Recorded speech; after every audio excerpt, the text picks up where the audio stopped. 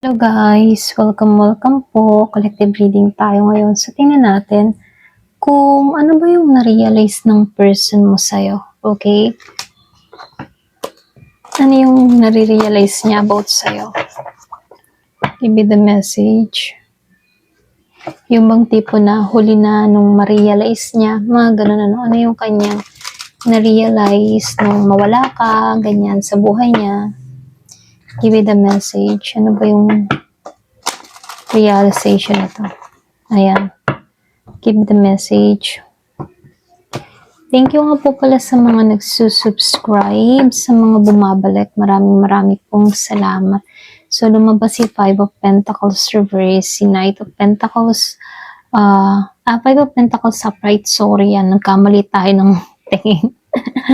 So, meron ditong Knight of Pentacles reverse, Seven of Wands upright, and the King of Swords reverse, at itong si the Magician upright, Seven of Pentacles, the World, Eight of Cups reverse, si Three of Pentacles reverse, si Queen of Cups, Ten of Wands, ayan. So, marami ditong fire sign na Aries, Leo, Sagittarius. Meron din ditong earth sign, Virgo, Capricorn, Taurus. Then, water sign, Pisces, Scorpio, Cancer. Air sign, Gemini, Libra, and Aquarius. So, start na natin, ano. Dito, no, nakikitaan ko lang dito sa Knight of Pentacles reverse and sinabay ng Five of Pentacles upright.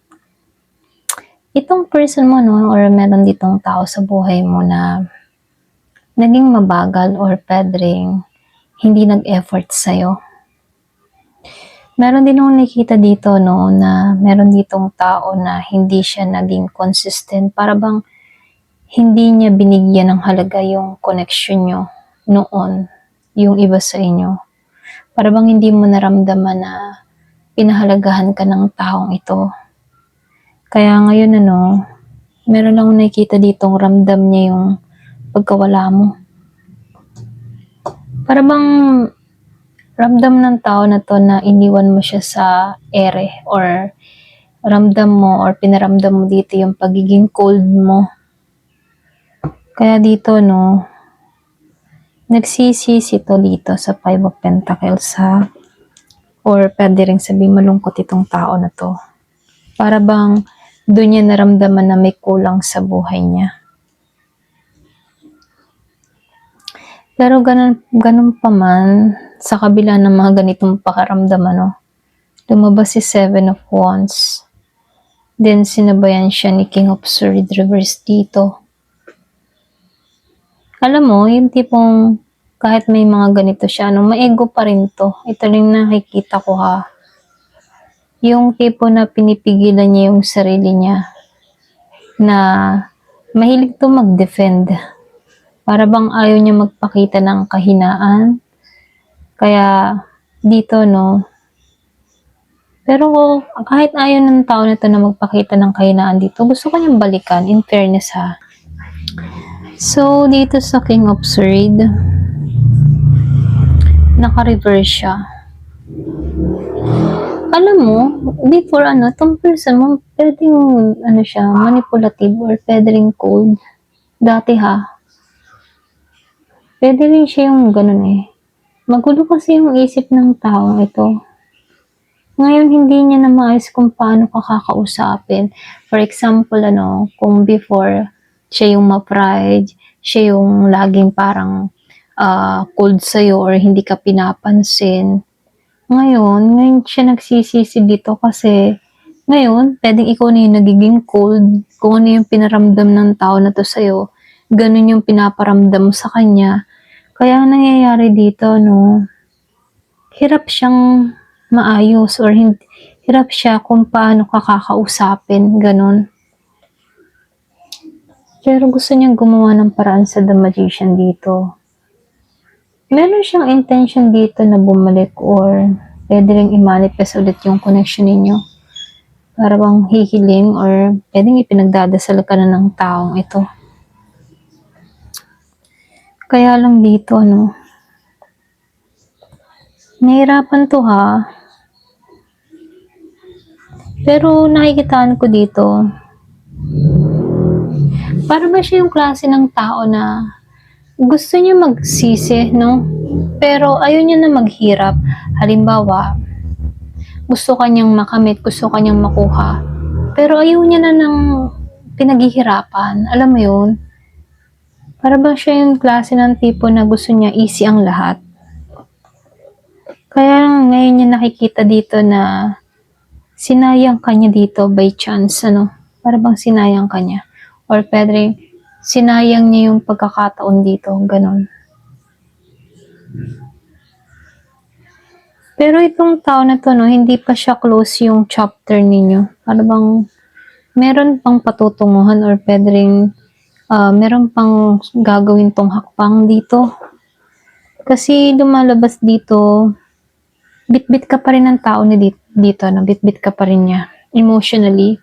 Para bang meron kayong unfinished business sa buhay niya. Ayan, pasensya na. So, lumalabas dito, Nakikitaan ko tong si 8 of Cups. Hindi siya maka-moving on dito. Kahit ba umalis siya, bumabalik pa rin yung emotion niya sa'yo. Ganun kakatindi. Kaya lang dito, pagdating sa 3 of Pentacles reverse, yung iba sa inyo, hindi kayo naging, alam mo yun, yung tipong hindi naging maayos yung teamwork niya dati. Merong hindi na pagkaintindihan. Hindi kayo nag-align sa isa't isa. Ganun lang nangyari dito. Para bang hindi kayo nagkasundo, ganyan. May problemang dumaan pero hindi na pag-usapan ng maayos. Kaya pagdating sa Queen of Cups reverse, ngayon siya ganito. Okay, si Queen of Cups reverse. Unstable yung emotion. Pwede rin nasaktan din to ng sobra. So, ibig sabihin nagiging imbalance yung nararamdaman ng tao na to. Okay? Imbalance. Hindi siya balanse dito. Para bang mabigat pa rin yung daladala niya. Pero ganun pa man, lumabas si Hierophant dito at itong si Ten of Wands. So, ibig sabihin, sa deep inside, nakikitaan ko dito, gusto niya ng seryosong connection. Ito na yung nakikita ko ha. Yung hindi lang basta laro. Pero, iniisip ko ng tao na to as ang long term. Ganun kanya tingnan long term. Okay? Pero mabigat. Ito lang nakikita ko. Mabigat lahat para sa kanya. Na-stress to. Nag-guilt to, Ito lang nakikita ko, nag-guilt to, na-stress. Kumbaga na-stress siya sa mga responsibilities niya. Nahirapan siyang umaksyon dito ha, sa Ten of Wands. Kaya pagdating sa 6 of Cups reverse, may time na naaalala ka ng tao na to. May nostalgic dito, Pero, yung nostalgic, yung alaala ninyong dalawa, masakit. May sakit. Hindi pure happy memories, masakit. At meron tong pagsisisi doon, na sana ganito yung ginawa ko, ganyan. Ganun yung naisip ng tao na to. Hindi ganito, dapat inayos ko. Mga ganun, Meron siyang ganung regret, okay? So, meron lang nakikitang unting-unting lumalayo, okay? May paglayo sa gulo.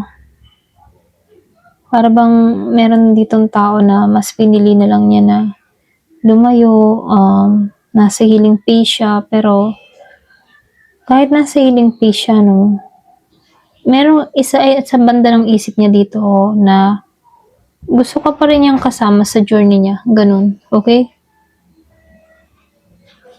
Kasi dito sa 3 of Cups, may chance ng reconnection. Ito lang nakikita ko ha. Like, alam mo yun, yung usap, reunion, or pagkikita ulit, ganyan. Kasi lumalabas, hindi pa kayo totally tapos energetically ha.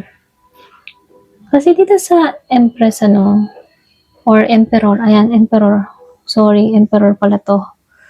So, Empress and Emperor, ito yung masasabing partnership yung power couple Pero ganun pa man, si Emperor yung lumabas Masasabing ikaw to ngayon, si Emperor, yung like na ikaw yung klase ng tao na yung energy mo, hinahanap niya kasi ikaw yung maalaga or something na totoo or sabihin na hindi ka niya nakikita sa iba, okay? Iba yung katangian mo sa iba, alam mo yun? Kung marami siyang na-experience na relationship, masasabi niyang iba yung naranasan niya sa'yo, okay? Totoo ka, genuine ka, ikaw yung klase ng tao na caring, maalaga, ganun. Ganun kanya tingnan. Hindi niya yung nakita sa iba.